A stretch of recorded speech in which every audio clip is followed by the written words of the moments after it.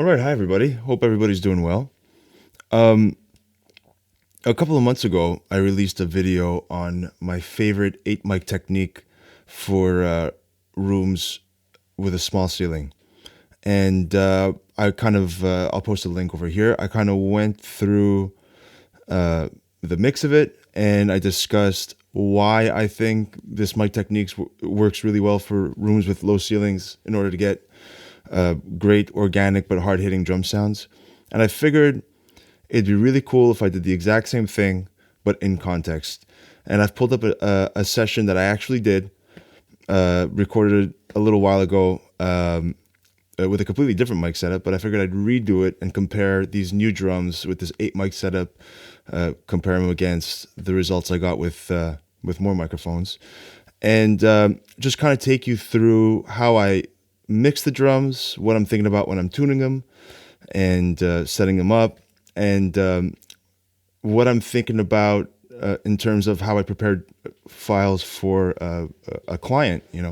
These are country rock drums, so they got to sound big and live, but they got to sound real. You got to feel like you're at the party with the band for a drum sound like this. So I think it's like a perfect kind of opportunity to see how effective this mic technique is.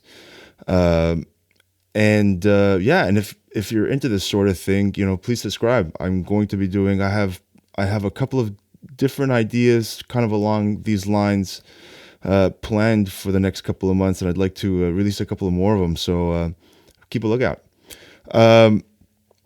Let's have a listen to the raw files right now. This mic technique, by the way, again, it's the one that's pictured right behind me, if you can see it or not, but let me go into it really quick. It's one bass drum mic, one snare mic, toms are close mic'd, so there's 4. So instead of using stereo overheads, I'm using a mono overhead, in this case a Bar Dynamic M260. I'm using what I call the kick snare mic. You'll see that right here as channel 8. And what that is it's not just a bottom snare mic. I keep it quite a bit lower and also looking at the bass drum. So I've got my downbeat and backbeat on one fader, and because they're under the drum set, they don't get a lot of high end. So, they don't get a lot of cymbals. So we can add high end. This is the opposite. We can add high end to the kick and snare, which we often want to do without getting too much leakage. So it's a really powerful microphone. And then the stereo image of the drums, and especially the cymbals, actually comes from this room hat, room ride, but it's really just a Blumlein pair right in front of the drum set. In this case, Warm Audio 47 Juniors. Fantastic microphones at a really low price, and they have multiple patterns. So you could put them in figure of 8 and get a Blumlein pair. And what I really like about this is that I like, especially in a small room, capturing the cymbals from the front. I find cymbals sound better and warmer and lusher and bigger from the front when you don't have high ceilings. So that's it. Those are the principles, those are the reasons why I set up the mics this way. I'm not reinventing the wheel here. This is all stuff that's already been covered. I just think I don't see this type of thing enough for, we always go to stereo overheads, and I'd like to show you why this is really cool. So let's have a listen to this song. Let's put it in somewhere near the intro here.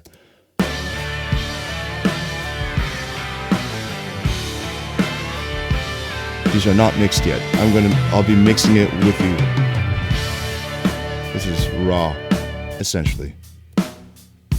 There's a bit of reverb, actually, bus compression, and the toms are mixed. So let me take that off.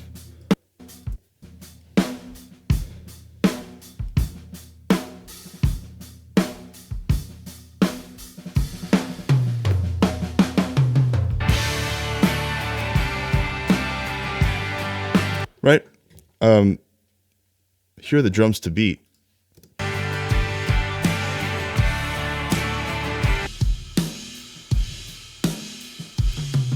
You'll see I did use a sample on the snare on this one.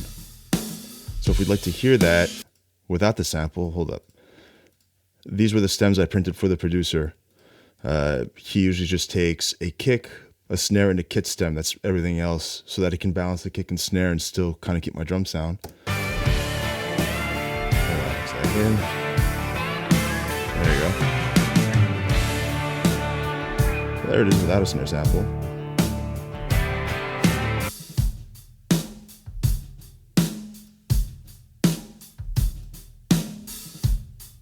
There it is with the snare sample. So that's what we're trying to beat with 8 microphones. Here we go. Right? Let's have a listen to the individual microphones. Here's the kick drum. And in this case, I'm using my my dad's 60s Ludwig Super Classic. And I took the Rezo head off and I put the Beta 52 right in there. I don't usually do that, but I figured I'd go for it this time. Very direct sound, obviously. Snare top, I'm using a 414 here. I usually use a 57, but sometimes I go for a 414.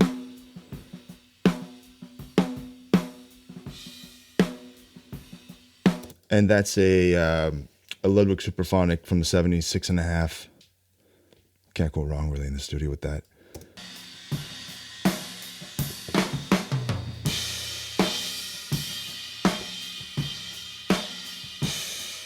There's our mono overhead. Bar Dynamic M260.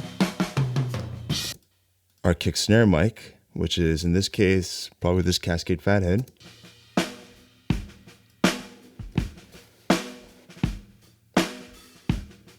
Downbeat, backbeat.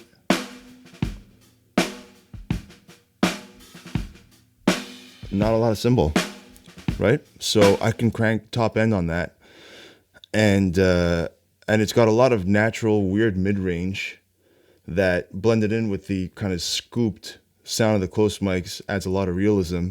So I can kind of add top end and let the mid-range kind of happen, and it doesn't get too crazy with the cymbals. So I really like that mic. I guess we should have listened to the toms. 421 on the top tom, and the floor tom is an RE20.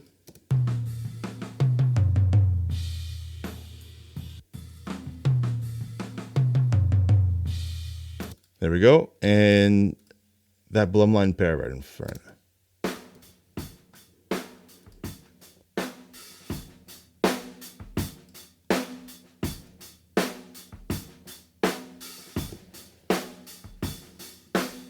Try to find some cymbals.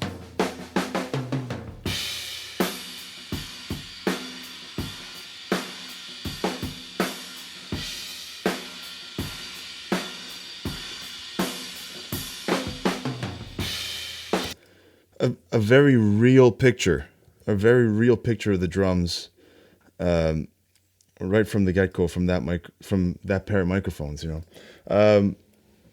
again, in the last video, I went into my my stereo bus, and I'm using the J37 and the Abbey Road vinyl. The Abbey Road vinyl is essentially I just turn it on and make sure the noise knob is off, and I leave it like that. And this master desk for level, and the Waves L1 for level. So I won't go too far into that. Let's get into the drums. I always keep a Kramer Pi compressor on the drum bus. So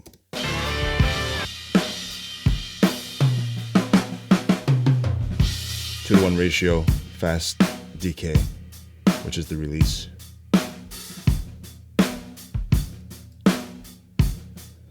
And that's already doing quite a bit. And then I'll usually use the Waves G strip, which is, I usually use the E strip, but on this I use the G strip. I don't know why. And I'll carve some low mid out of the drum bus right away, just to get it out of the way immediately, so my ears don't get used to it, and I start mixing with it there and just get used to it.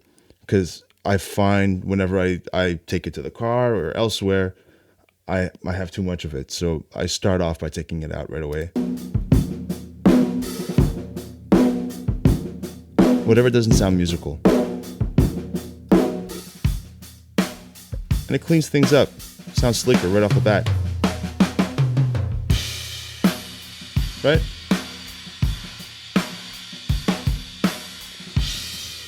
There we go. So, kick drum. A lot of people like to start with overheads. I think that's a smarter thing to do, but I always start with kick drum, probably from doing shows more than anything. So high pass. I always use the Waves SSL strips. The Brainworks ones sound really good as well, but the Waves ones just feel punchier to me. And like I always say, I like to streamline my mix process. I don't want to think about, hey, what plugin can I use here? That's not where I want my options to be. I want my options to be in terms like with what's being picked up in the room. So how I'm micing the drums, how I'm playing them, which drums I'm using, which snare usually, and how I'm tuning them. So my mix my mix process is usually the same. There's a lot of the same stuff, and it's very often it starts with this Waves SSL strip on everything. Add some 8K, some 60. I always send the EQ into the compressor.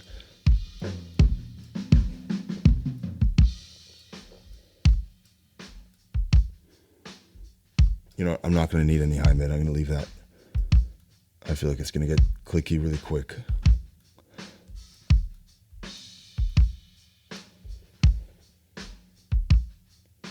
Right? I feel like with the with the SSL compressor, we tend to reach for the ratio before and see some compression, and then the threshold.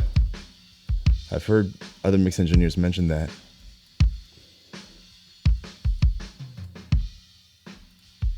Right?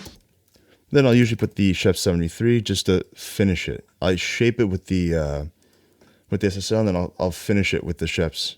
So I always put the saturation all the way up. I think just because I want to get my money's worth, So just a bit of top, a bit of bottom, suck out a bit of mids.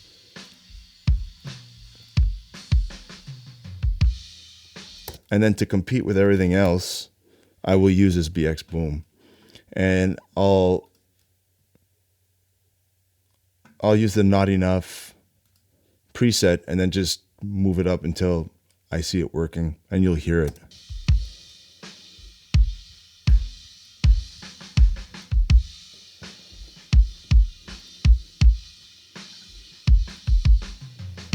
Right, so it's really dramatic. Definitely heavy-handed, but my philosophy about that is just a microphone is, no matter how great the microphone is and the preamp, microphone is always a compromise. And I'm just trying to reintroduce realism with my mixing. Like, I want it to sound and feel when I'm listening to it through speakers the way it sounds and feels when I'm behind there playing them. So, it seems like it's aggressive and a lot of stuff, but I'm just trying to bring it back to what it was I was hearing while I was playing. And that's important to me because I feel like a lot of times when I send my drums to get mixed, I don't always recognize them when they come back. I'm not trying to knock anybody. It's just, we tend to play according to our instincts, according to what it is we're hearing. And then we record them the way we like to hear them.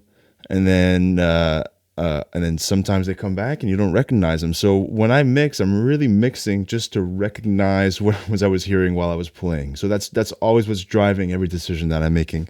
That and, trying to tame the cymbals so that I'm not making everybody angry.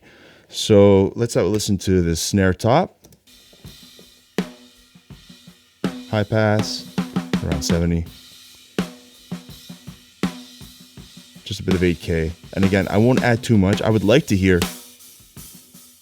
something like that, but once I compress and everything, that'll be too much hi-hat leakage, and I know I can go get top end from that kick snare mic that I spoke about earlier. So I won't add too much of it.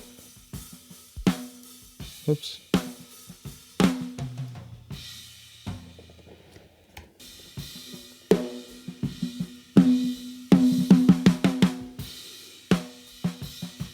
Bit of high mid.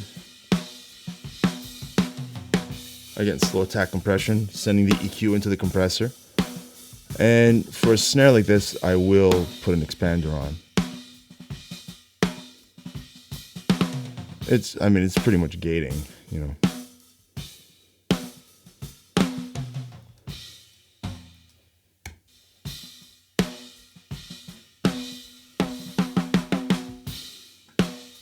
Again, pretty aggressive. And then Sheps to finish it. Saturation all the way up. You got our money's worth. I like the 220 band a lot on the Neve stuff. And now, this might sound...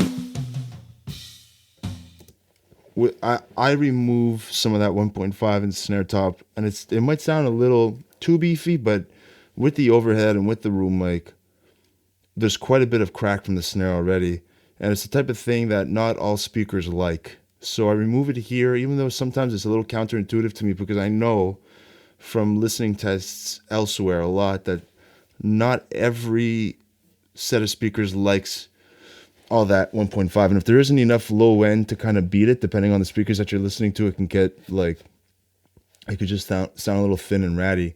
So I like to take a bit of it out right off the bat, you know, anticipating that happening. You know, I really, you know, the other thing is I want the drums to sound great everywhere on any listening system. I want it to sound great unfortunately on a cell phone speaker, and in the car, and on a great system, and on a Bluetooth speaker that's pretty much all mid-range, no top, no bottom. You still want to recognize it, you know. So some of these moves are there just to serve that purpose.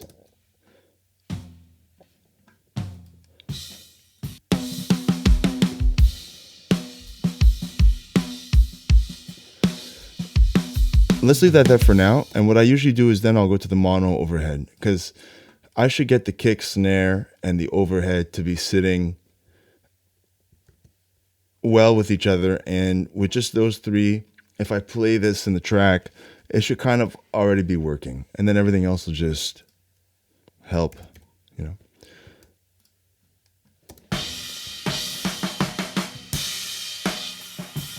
Remove some of that 3.5. Add a bit of top end.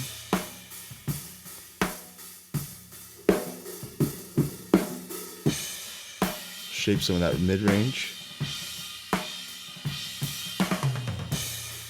And then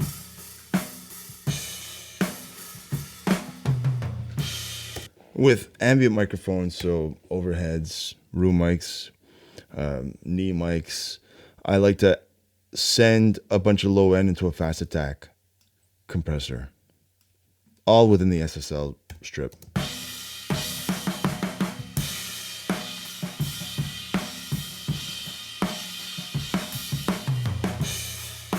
Something like that.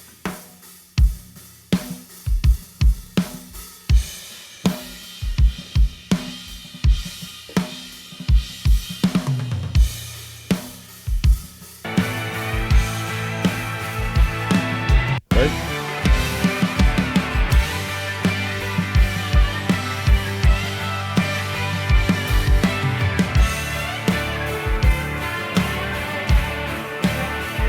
It's already kind of sitting, you know. I can, again, help it out with the Sheps. Maybe just a bit of...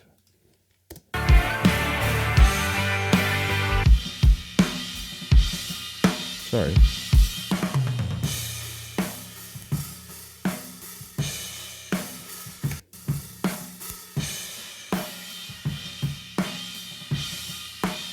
Just a bit.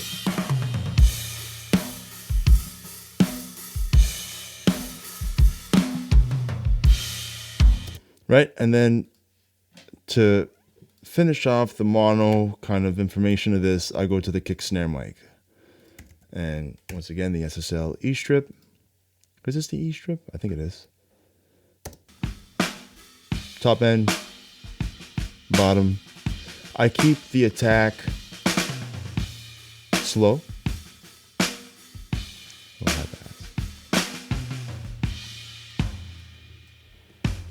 Because that's what I want to do, is I want to add attack to the kick and snare. So let's have a listen to So let's find a section where I'm playing.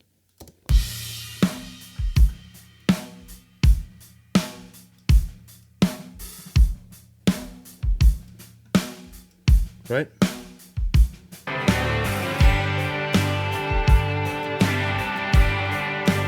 Without it, snare is dark.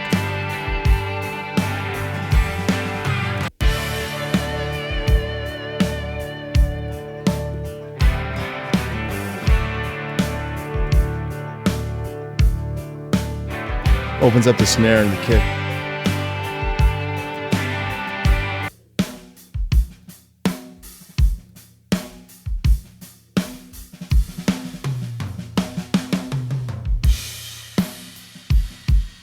Right. So toms,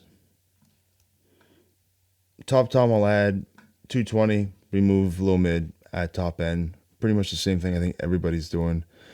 And then floor tom, it'll be actually usually the top tom is 110, but I guess for some reason in this template it was 220 and I seem to like it, so I'll just keep it there. I do use the Cubase gate. Helps a lot. And then I use this, it's a free plugin. I don't know if it's still free. When I got it, it was free. It's the Head Crusher. It says free, so there you go. And I add just a bit of tone. This helps the toms a lot. Here, let me solo that.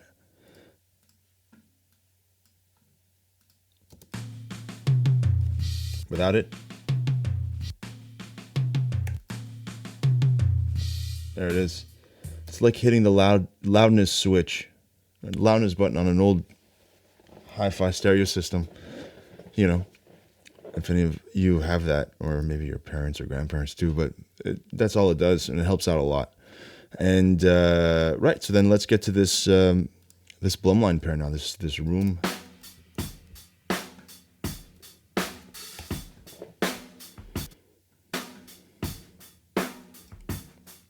Right away, that wasn't only the cymbals, I was hearing it in the snare as well. There was quite a bit of that high mid that was just a little ratty on the snare.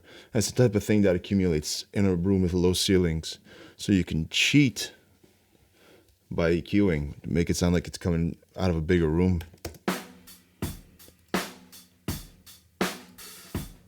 Just that, I seem to recognize that more. A bit of top end, not too much. High pass. I'll leave the rest of the mid-range as is for now and do my usual. The toms started coming out. Fast attack.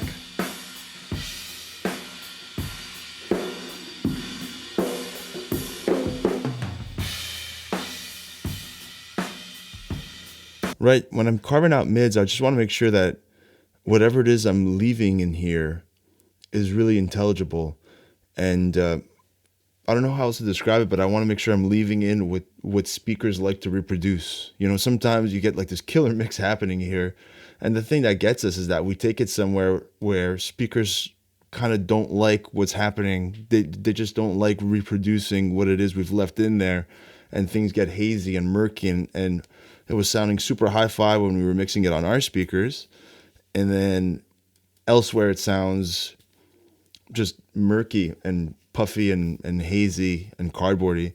So I try to manage the mid-range so that whatever it is I leave in there, I know speakers are going to like playing that as though they have preferences or something. Without.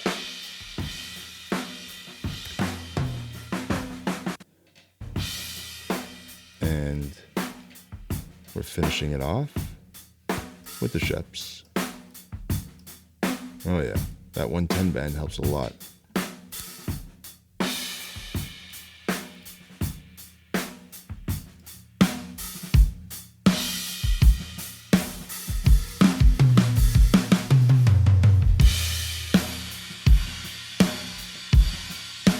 That feels already like a really nice, full, organic, but dense drum sound. You know, when you're trying to beat modern productions with a lot of guitar and bass and whatever, you need a lot of density from the drums, you know. So that's what I mean when I want the kick and snare to be hard hitting and the toms as well. but you still want it to feel like it's in a room and like it exists in the real world, you know? So that's what I'm looking for when I'm mixing.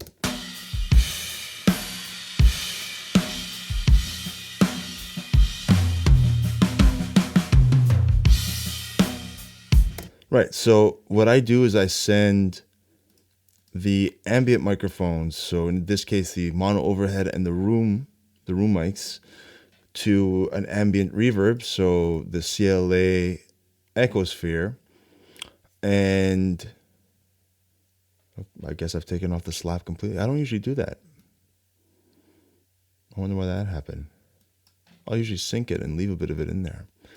I high pass both the delay and the plate verb. And the plate verb, I'll take off all the pre-delay and I set it to 1 millisecond.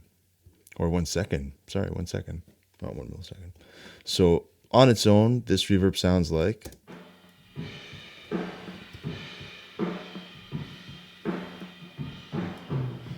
Not a dramatic reverb. I just want to add a bit of air to the drums, but I don't want to notice it. And with reverb on drums especially, you want to add enough so that it's opening up your drum sound, but you don't want to notice the reverb. Well, here we notice it a bit. Also, once the track is on, you'll notice it quite a bit less. So sometimes when we mute the music, it's like, wow, that's a lot of reverb, you know? But once the track is back on, it's actually pretty transparent.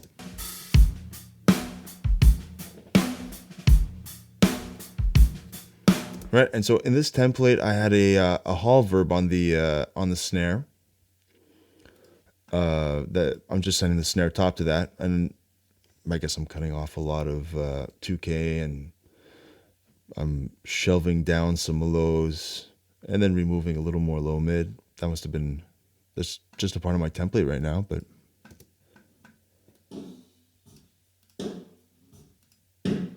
right. I find with a hall verb, there's always like this really metallic-y slap at 2K that as soon as you, let's just listen to that EQ move alone, just softens it. But then it makes everything sound really tubby in the bottom. So then you have to compensate by lowering some of that low end. Right, I just want to extend the snare, so I don't want to add too much bottom in the reverb to it.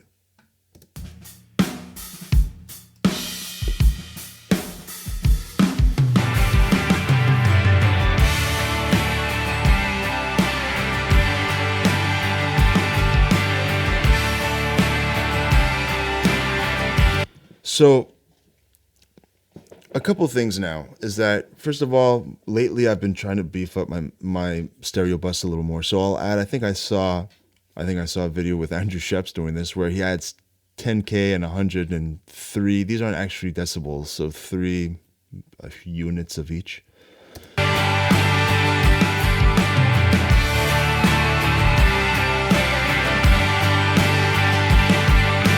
What I like about that is that we tend to mix a little dark. And I know I do, and I think I'm not the only one. So go ahead and brighten it, and a lot of the problems that'll occur when you brighten a master will become apparent to you, and then if you need to fix them, you can fix them. And that's usually top end on the cymbals. And then I'll use the Kramer tape and just the mastering clean and open preset, and I just turn the noise down. Oh, a lot of energy and level.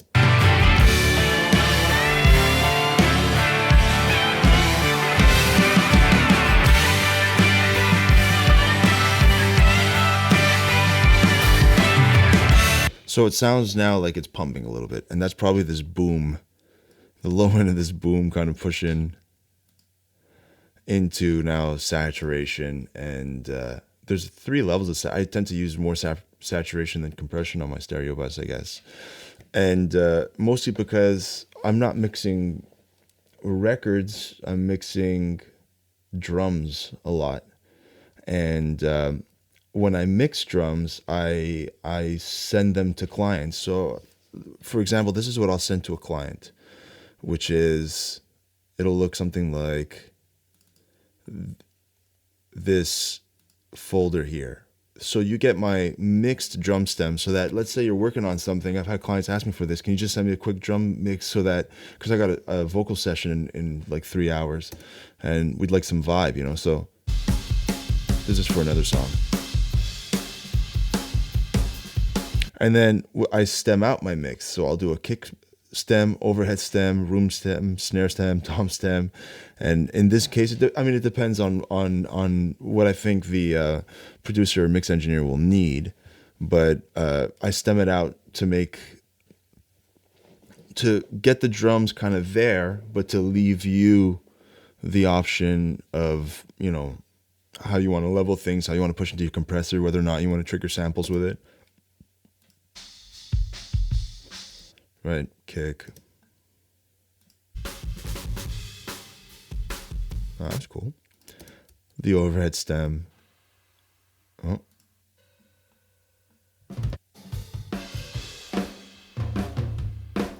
And then all the raw files, you know, which a lot of people will just work off that. And when I bounce these, I might keep the bus compression on or take it off if I really feel like it's a part of the drum sound. If I really feel like the processing that I'm doing here is doing EQ and compression right off the bat and adding harmonics, so, you know, I'll keep it on. So my master bus is there essentially to make the drums sound really good. So there's less compression happening there. I take off these two plugins, never make it, and I'll probably take these two off as well.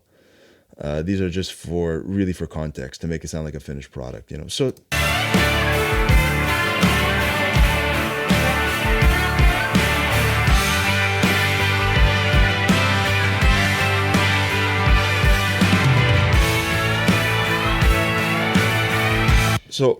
I like where this is at.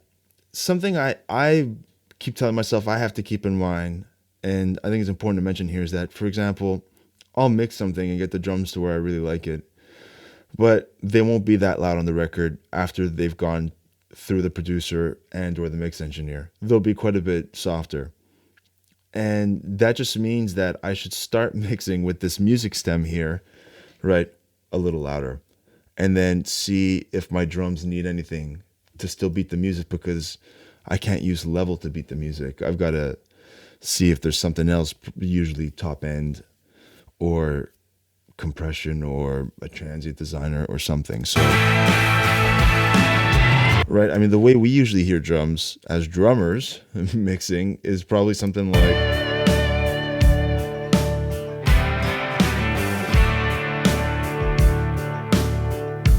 that sounds good to me. And then, you know, the relationship between the drums and the music will end up being a little more something like this. And all of a sudden, again, I'm mixing with headphones now, which I never do unless I'm doing one of these videos. So I'm a little, this is a little weird to me, but it'll be a little more like that. And I feel like now the snare is disappearing a little. Especially if I go to a chorus.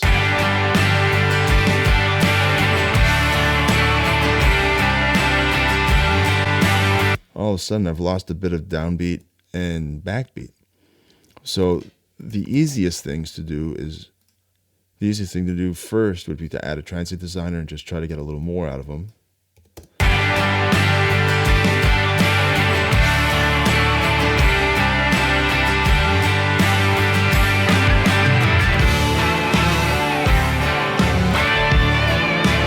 If that's helping.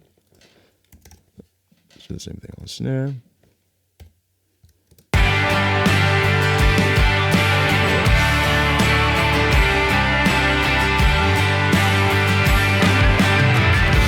But if you're looking to get a little more out of it, there is a very easy trick, which is you duplicate your snare top track. I'll go use the Cubase gate here because it's a really powerful gate and it's very intuitive. It's a good gate as far as gates go. Perfect. That's all I want. And I won't be adding any bottom. In fact, I'll be taking off some bottom. I'll be adding more top. Right, I guess you see where this is going. I might shape that top end a little bit. Yeah. I kind of want some of the knock and some of the spittiness of it, but not too much that's going to sound like, just not too much of the high mid that I don't want. So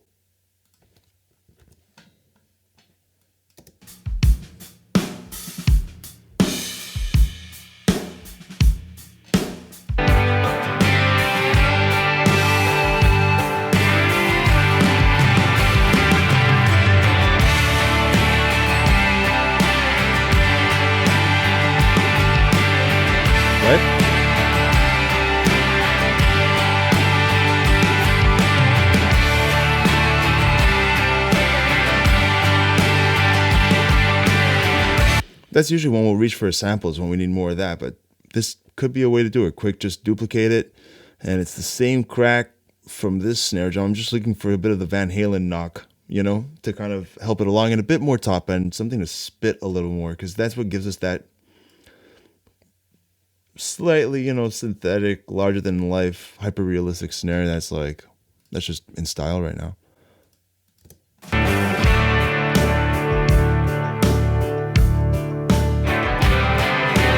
I also hear it feeding the hall reverb, because I've duplicated it. It's got the same routing, you know, and so it's also going to the hall.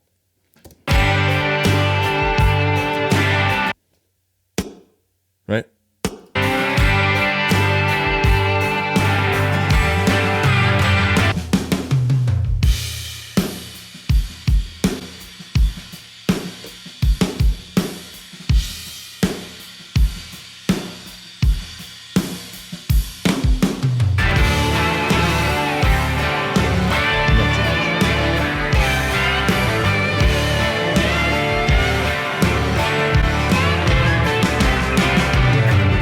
So maybe I want a little more from this mic, but it could get a little ratty. So I will use the expander, but not as aggressively as on the snare top, for example.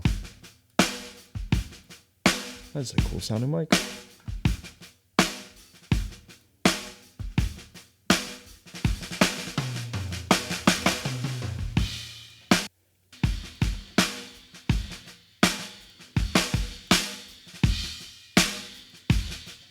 Right?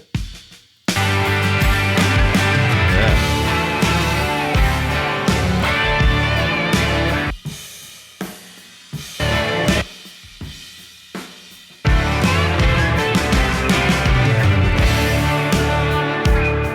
You feel it a little too much on the fills, so it's either a question of bringing it down, managing the top end, or just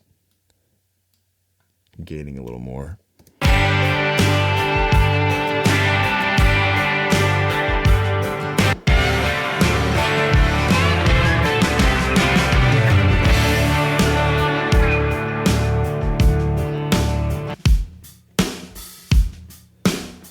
Bring it down.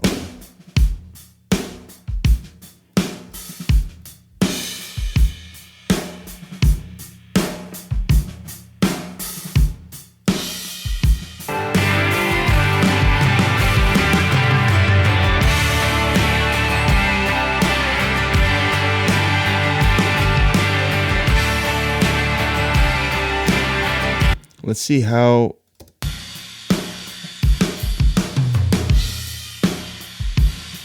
let's see how that's beating the drum stem that I sent my client.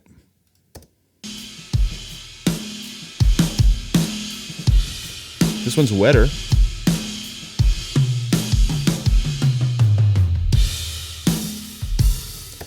When I say wet, I don't actually mean reverb. It's sorry. I mean scooped. Like the top end is more present. The bottom. Definitely nice.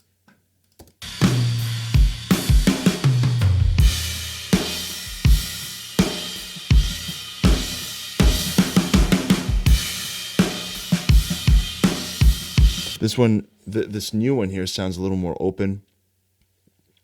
and a little deeper. What I like about this mic array is that it just feels deeper and real, you know. So yeah, I mean, let's have a listen to it one more time. I think we've covered what it is we need to cover, and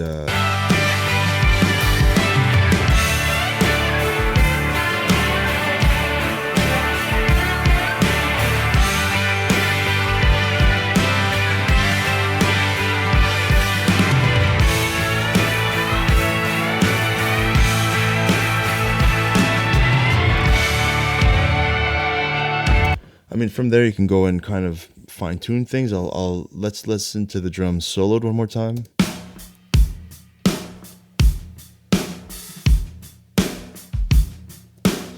I can't tell with these headphones if the kick is too loud or not right now, but.